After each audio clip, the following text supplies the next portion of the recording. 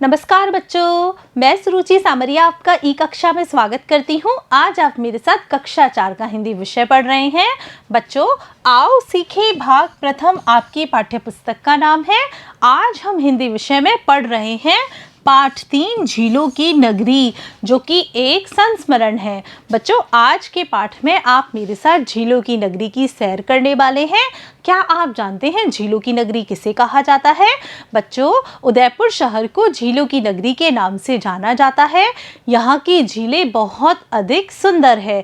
तो आज आप मेरे साथ इस पाठ में उदयपुर शहर का भ्रमण करने वाले हैं। तो आइए शुरू करते हैं हमारा पाठ झीलों की नगरी। बढ़ते हैं आगे। मैं कंकु हूँ, मैं उदयपुर में रहती हूँ। आइए आपको मैं झीलों की नगरी उदयपुर के बारे में बताती हूँ। उदयपुर नगर अरावली पर्वतमाला के बीच स्थित है। बच्चों, आज आपको उदयपुर के बारे में जो जानकारी दे रही है वह एक छोटी सी बालिका है, आपकी तरह ही, जिसका क्या नाम है? जिसका नाम है कंकु। और कहाँ पर रहती है? बच्चों, यह उदयपुर शहर में रहती है। यह आपको उदयपुर शहर की सैर कराएगी। बच्चों, यह कह रही है कि उदयपुर नगर अरावली पर्वतमाला के बीच स्थित है, जिसके कारण बहुत ही सुंदर दिखाई देता है। बढ़ते हैं आगे। इस नगर के चारों ओर झीलें ही झीलें हैं। पिछौला, स्वरूप सागर, फतेह सागर, उदय सागर, दूधतलाई, जना सागर आदि झीलें। इनके कारण ही तो उदयपुर को झीलों की नगरी कहा जाता है। बच्चों, उदयपुर शहर के चारों तरफ झीलें ही झीलें हैं। कौन कौन सी झीलें हैं? देखिए, पिछौला झील है, स्वरूप सागर है, फतेह सागर है, उदय सागर है, दूधतलाई है, जना सागर है। इनके अलावा भी बहुत सारी छोटी छोटी झीलें हैं। इन झीलों के कारण उदयपुर शहर बहुत सुंदर दिखाई देता है और झीलों की नगरी के नाम से इसको जाना जाता है। बढ़ते हैं आगे। बरसात की ऋतु में तो इन झीलों की छटा और भी बढ़ जाती है। ये झीलें कश्मीर से होड़ करती हैं, अतः कई लोग इस नगर को राजस्थान का कश्मीर भी कहते हैं। बच्चों, जब बरसात का मौसम आता है, जब बारिश होती है, तो ये झीलें बहुत ही सुंदर दिखाई देती है, क्योंकि वर्षा के पानी से ये झील पूरी तरह से भर जाती है। इसके बाद इसकी सुंदरता और अधिक हो जाती है। बच्चों, अपनी सुंदरता के कारण ये झीलें कश्मीर की झीलों को टक्कर देती है, यानी लोग इनकी तुलना कश्मीर की झीलों से किया करते हैं। बच्चों, इस कारण से उदयपुर को राजस्थान का कश्मीर कहा जाता है। अगर आपको कभी मौका मिलता है तो आप लोग उदयपुर जाना और इनकी झीलों को देखकर आना। बच्चों, सचमुच ये बहुत अधिक सुंदर झीलें हैं। बढ़ते हैं आगे। फतेह सागर के बीच में बना है नेहरू उद्यान।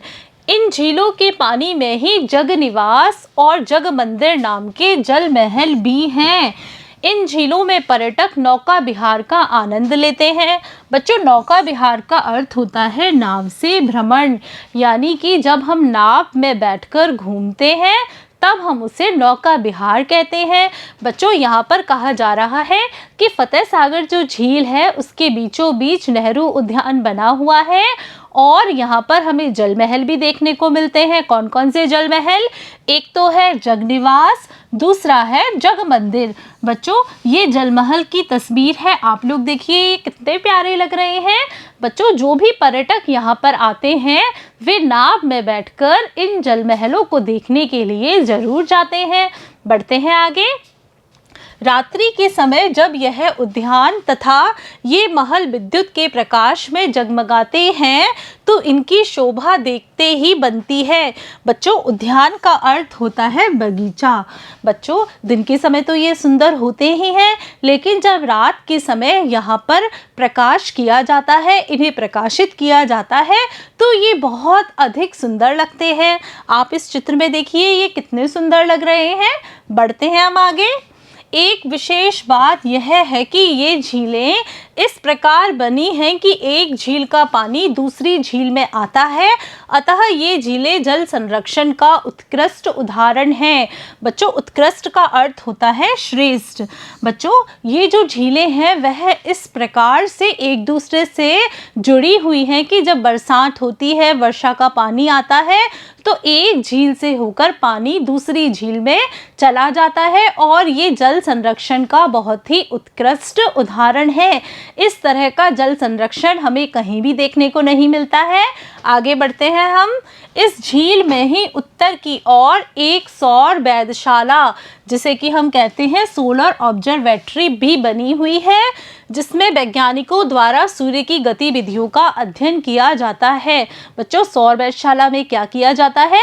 सौर वेधशाला में हम सूर्य की छोटी बड़ी जितनी भी गतिविधियां होती हैं उनका हम अध्ययन करते हैं। हमें पता चलता है कि सूर्य ग्रहण कब होगा, सूर्य के तापमान में कमी हो रही है या बढ़ोतरी हो रही है, इन सब बातों का अध्ययन हम सौर वेधशाला में करते हैं। बढ़ते हैं आगे। उदयपुर नगर में कई ऐतिहासिक तथा दर्शनीय स्थल है।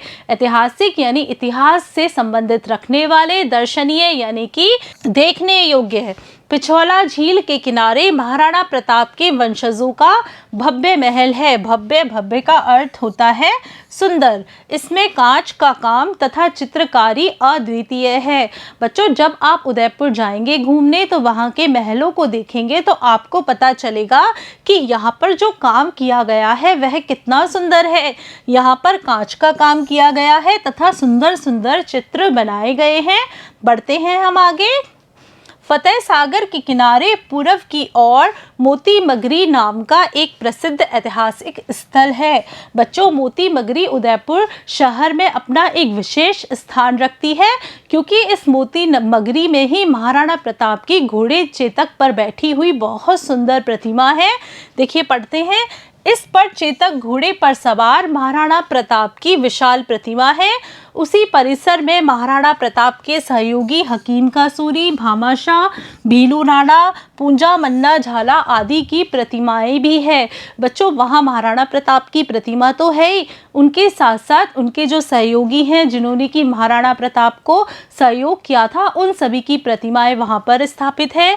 देखिए, हकीम का सूरी, भामाशाह जिन्होंने कि अपनी पूरी संपत्ति महाराणा प्रताप को दे दी थी मुगलों के विरुद्ध संघर्ष करने के लिए, भीलू राणा, पूंजा मन्ना झाला आदि, इन सभी लोगों ने मुगलों के विरुद्ध महाराणा प्रताप का साथ दिया था। बढ़ते हैं हम आगे। ध्वनि प्रकाश कार्यक्रम के माध्यम से यहाँ मेवाड़ की गौरव गाथा को दर्शाया जाता है। बच्चों, यहाँ पर लाइट एंड साउंड प्रोग्राम होता है जिसके माध्यम से मेवाड़ की गौरव गाथा को दिखाया जाता है, जो कि बहुत सुंदर तरीके से प्रस्तुत किया जाता है। इसमें दर्शकों में राष्ट्र प्रेम की भावना का संचार होता है। यहाँ दिन रात पर्यटकों का आना जाना बना रहता है। यहाँ जो भी पर्यटक आते हैं वह मोती मगरी देखने अवश्य जाते हैं। बढ़ते हैं हम आगे। फतेह सागर के पास ही उत्तर में स्थित एक पहाड़ी पर नीमच माता का सुंदर मंदिर है। यहाँ प्रतिदिन श्रद्धालुओं का तांता लगा रहता है, यानी श्रद्धालुओं की भीड़ लगी रहती है। बढ़ते हैं हम आगे। इस पहाड़ी के पीछे ही प्रताप गौरव केंद्र बना हुआ है। बच्चों, क्या बना हुआ है? प्रताप गौरव केंद्र बना हुआ है। यहाँ महाराणा प्रताप की 57 फीट ऊंची प्रतिमा है। यहाँ प्रताप की 57 वर्ष की आयु में स्वर्गवास होने की याद दिलाती है।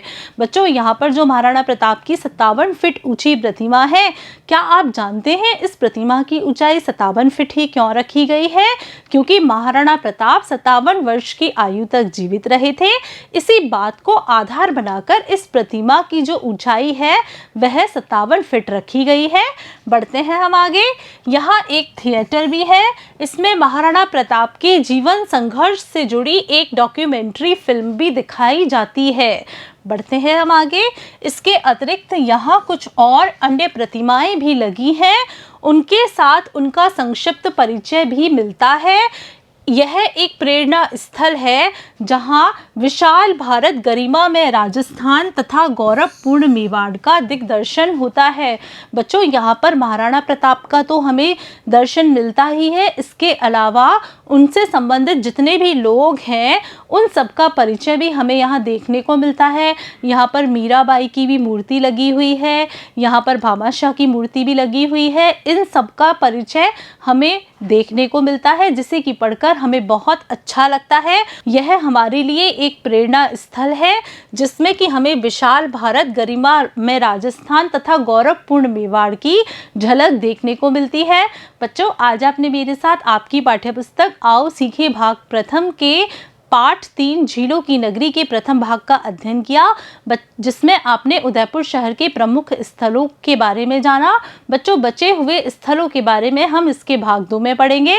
तब तक के लिए नमस्कार बच्चों।